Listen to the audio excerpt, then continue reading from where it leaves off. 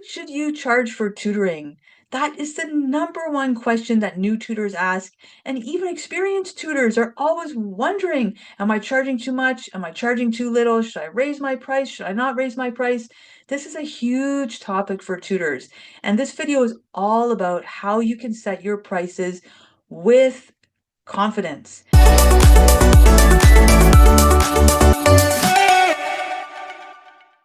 Hi there, I'm Kelly. I am the host of this YouTube channel, Tutoring Tips for Teachers, and the Tutoring Tips for Teachers Facebook group. Come on and join us over there. I was a teacher for 20 years in the classroom, and I was totally burnt out. I started my own tutoring business as a side hustle to teaching, and now I've left the classroom, and tutoring is what I do and what I love. And I'm on a mission to share the tips and things that I've learned along the way with you so that you can start your own tutoring side hustle as a busy teacher as well. You can earn some extra money and do what you love, have the freedom to teach outside of the classroom. That's what this channel is all about. Today we're talking about a super hot topic for tutors, and that is pricing. And before we get into it, I want to let you know that in the description box below, I have a free ebook for you about how to set your prices with confidence. So it covers a lot of what we discuss in this video, and you'll have that resource handy for you when you're going to set your prices. And there's even some bonus information in there as well. So don't forget to grab that free ebook to help you set your prices with confidence and make sure you're charging what you're worth.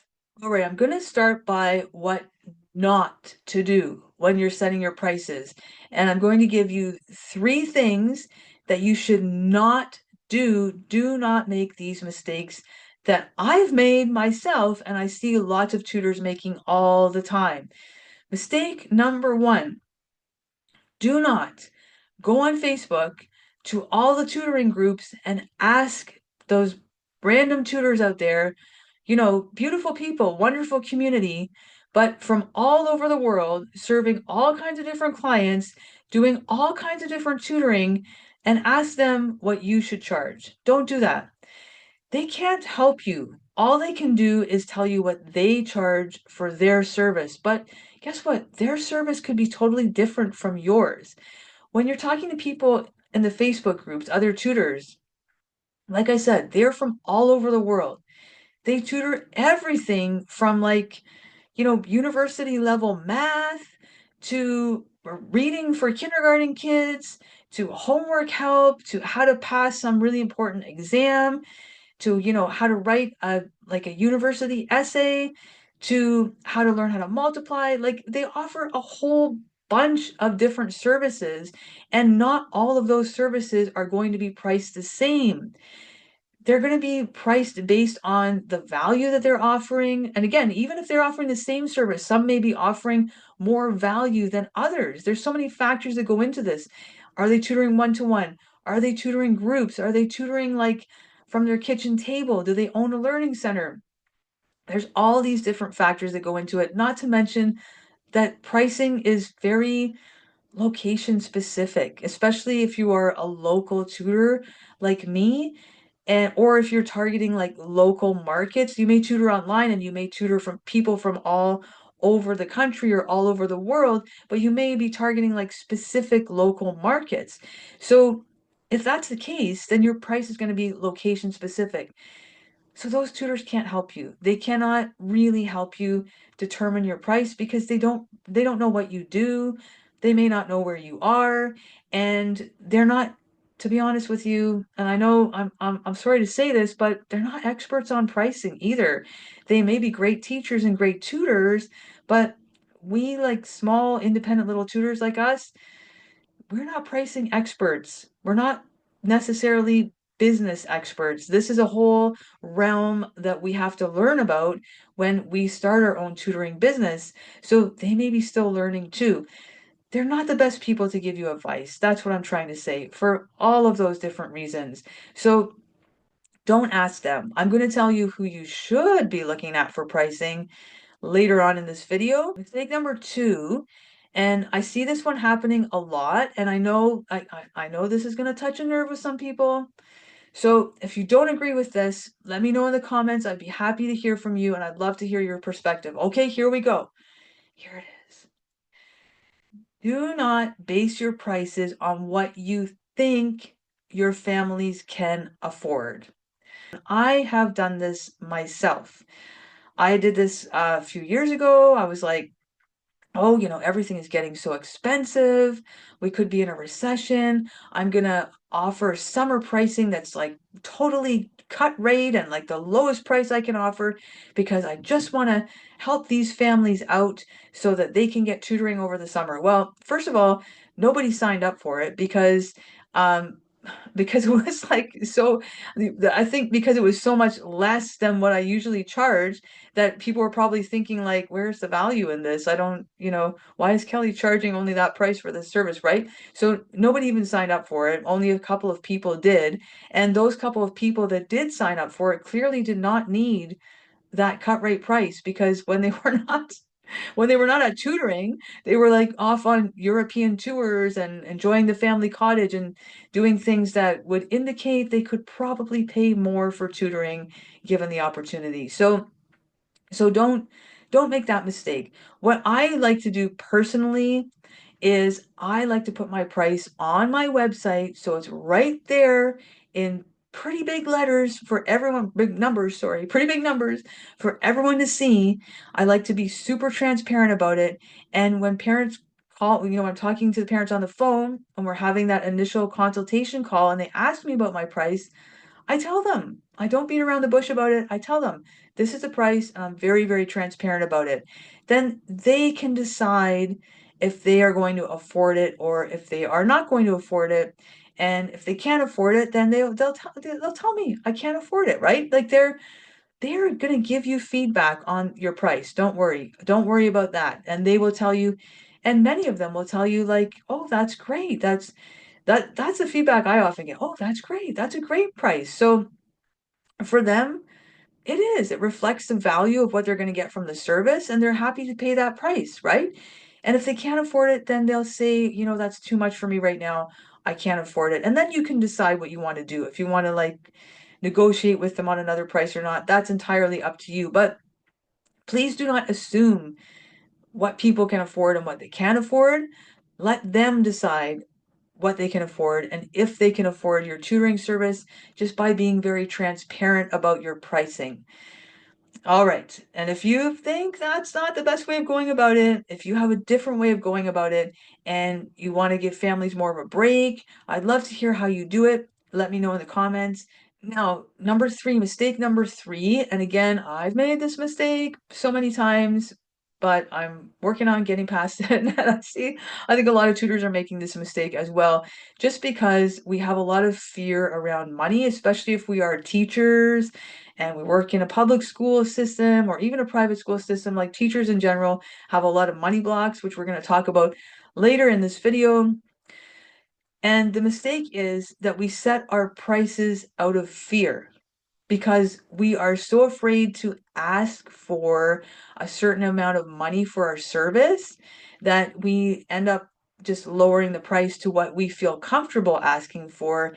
And I think personally that that is a mistake that we're making. We have to push ourselves a little bit out of the comfort zone there and do not allow fear to be the deciding factor when you set your prices. Instead of allowing fear to decide your prices, why don't you let value decide your price? And we're going to talk about that a little bit more in just a minute because now I've given you three mistakes, three no-nos, three things you should not do when you're setting your price. Do not ask random people on Facebook how much you should charge. Do not assume that you know how much your families can afford to pay without first, like, at least giving them a chance to tell you. And do not let fear be the deciding factor when you set your prices. So now I've given you those three mistakes. Now I want to tell you what you should do when you're setting your prices. What what maybe is a better idea? a better approach to setting your prices so you don't make those three mistakes. Do this instead. The first thing is think about the value that you're offering in your service. Okay, so when I talked about mistake number 3, which was letting fear decide your price for you, and I said instead of letting fear decide your price, let value decide your price. Okay, so this is what I mean. You're going to be offering a very valuable service to families. So, instead of when you let fear decide your price, so some little part of you, at least I can speak for myself, and maybe this is true for you as well. Some little part of me is saying, I'm going to put my price low because I'm not quite sure if I can deliver enough to justify that higher price. I just don't know if I can do it. But guess what? You can do it. Of course you can do it. You are a teacher. You can do anything. You can deliver the value and you can deliver beyond that value as well. So when I talk about thinking about value to set your price, here's what I mean. I want you to take a paper and pen and write down all the things that you are going to deliver to your students, all the value that you are going to offer. How are you going to transform them from maybe being a student who's like falling through the cracks? They're getting low marks. They're not doing well in school. Their confidence is down in the dumps. How are you going to transform them from that student to a student who feels great about learning? They're getting great marks in school. They're so successful. They're a fantastic student. How are you going to make that transformation? Because I know you can. I know you can do it easily. You have got this. So write down all the value that you're going to offer, all the support you're going to give that student, all the support you're going to give that family. What teaching strategies are you going to use? You're digging now into your experience and expertise as a teacher that, like some high school student that's tutoring, they're not going to have that, right?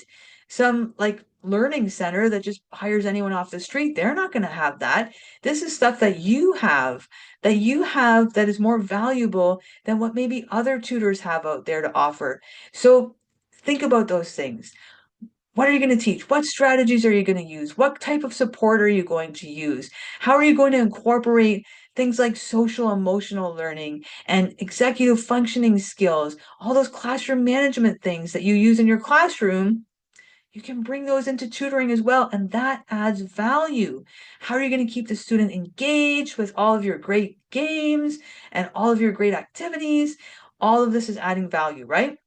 So write all of it down on a piece of paper, and then look at it so you can see it right there on the paper. It's staring right at you. Wow, look at all this value that you are going to offer.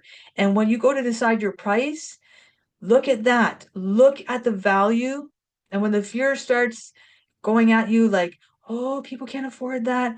Oh, you can never deliver a service that's worth that much money. When the fear starts talking to you like that, say, shh, shh, shh, shh, shh. Take out your piece of paper and look at all the value that you are offering. And that's the place that you want to decide your price from the place of value. Now, I'm going to give you a really practical, actionable tip for how you can really get a baseline price for your tutoring service. And this is for tutors who are local tutors, especially local tutors, okay? Here's my little tip. Look at the local tutoring centers like the big chains, okay? And you probably know what they are. You probably have big chain tutoring centers in your area. I know I have them in mine. There's like one in every neighborhood, and there's so many different brands that they go by. Like there's a few different big chains that you see everywhere. So look at those big chain tutoring centers and look at how much they are charging. Now, go on their website, and it's probably not going to say a price on their website, because what it will say instead is contact your local center, and it will say something like prices vary by location. So that tells you right there that, you know, in different locations, people are paying different prices, right? So people may pay more for tutoring in a big city than they would in a smaller rural area. So that's an indicator right there, because many of these tutoring centers will change their prices according to location. Now, why I'm telling you to look to them for like a baseline price is because they are, whatever they're doing is obviously working, right?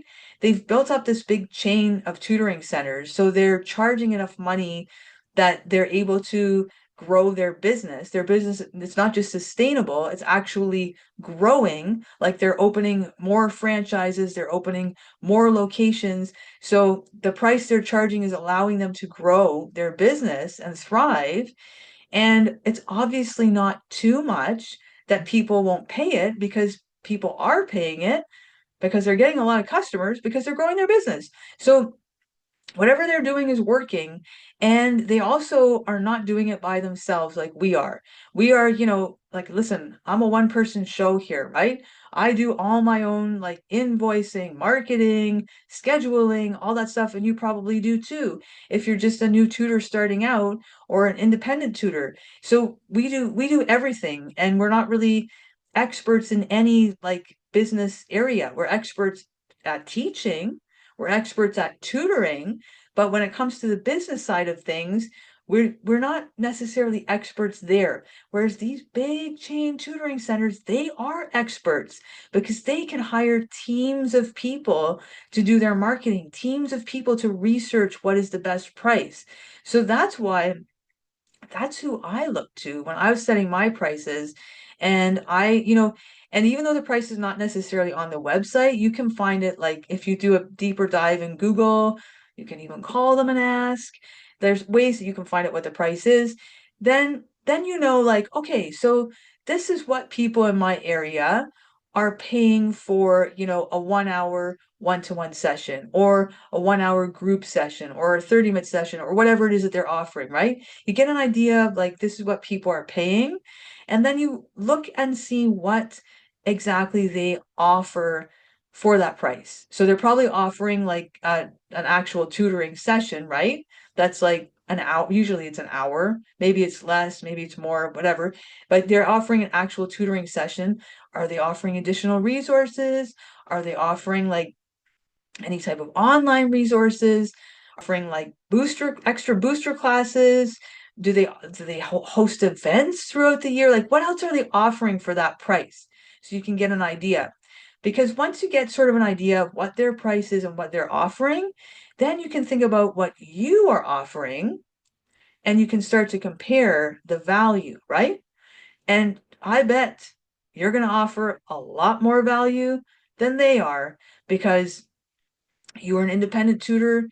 You have the capacity to really deeply care about each one of your students and get to know your families, because you're such a small business that you can do that, whereas they're a bigger business, so that it's maybe a little bit more impersonal. So that personalization offers value, right? If you're offering additional support outside of the tutoring lesson, or resources outside of the tutoring lesson, that offers value as well. If you have proven results and testimonials, that increases your value as well. So look at those big centers to get a baseline price, and then think about how you can offer increased value. And as you offer increased value, of course, you can increase your price. So instead of asking other small business tutors that are not necessarily pricing experts, that have all different types of services they're offering, and live in all different kinds of areas, instead of asking these other tutors, go to the big guys and look at what they are charging, and use that as your baseline to set your price. That's my secret little tip about how I've set my price. And honestly, it makes me feel a lot more confident. Okay, so here's what I would do if I were just starting out as a new tutor and I wanted to set my prices for the very first time. Well, first of all, I would go into the description box below and I would download that pricing ebook for free, so that I had that resource with me and I could go back and refer to it and get all of that information about how to set my prices with confidence. That's the first thing that I would do. The next thing I would do is I would definitely acknowledge my own money blocks as a teacher. I said before in the beginning of this video that teachers have so many money blocks. What are money blocks?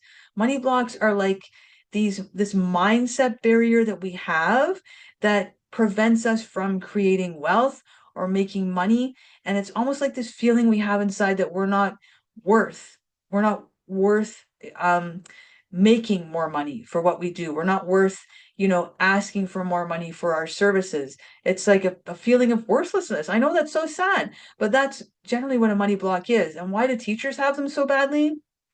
Well, teachers are usually very underpaid for what they do.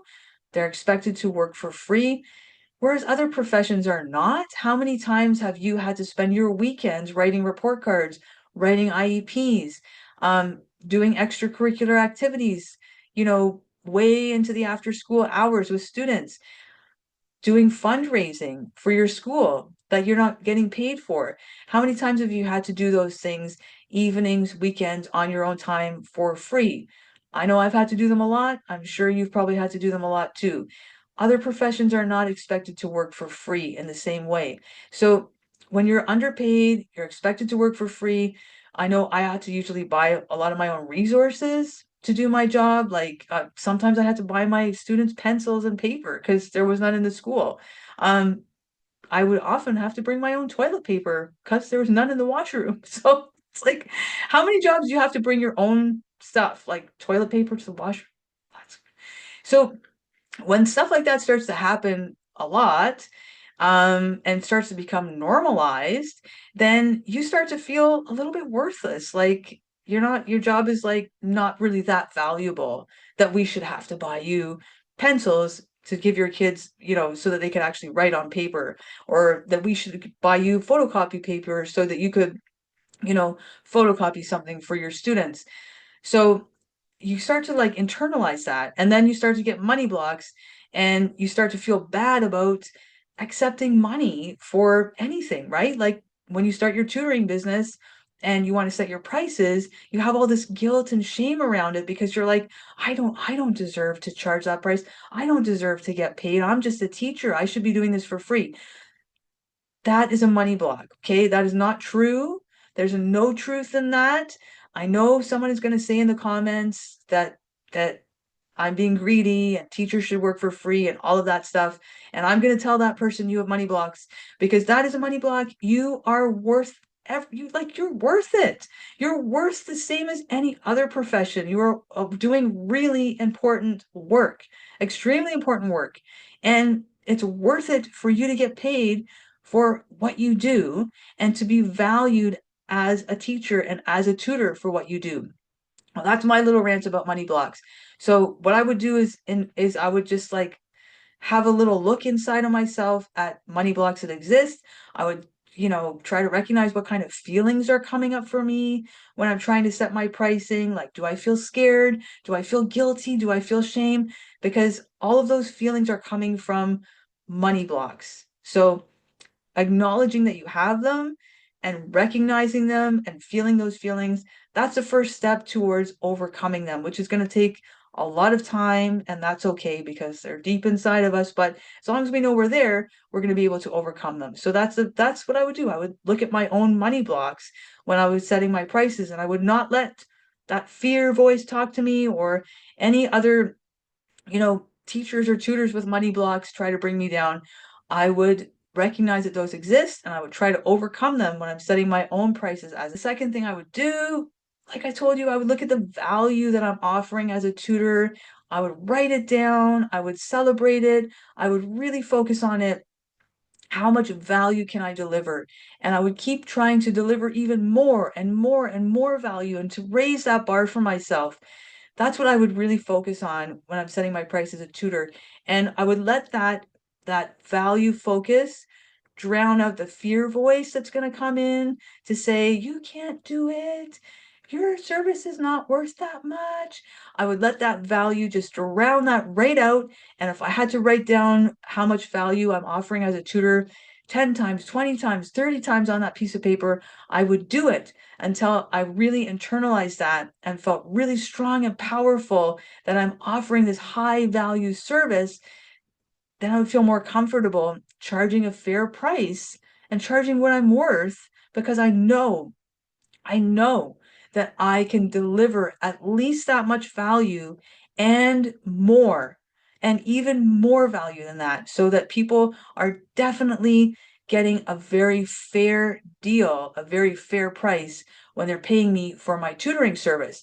Focus on the value. Like I told you, like little secret is to look at those big corporate tutoring centers and find out how much they're charging to get that baseline price. Baseline. I'm not saying you should charge the same as them.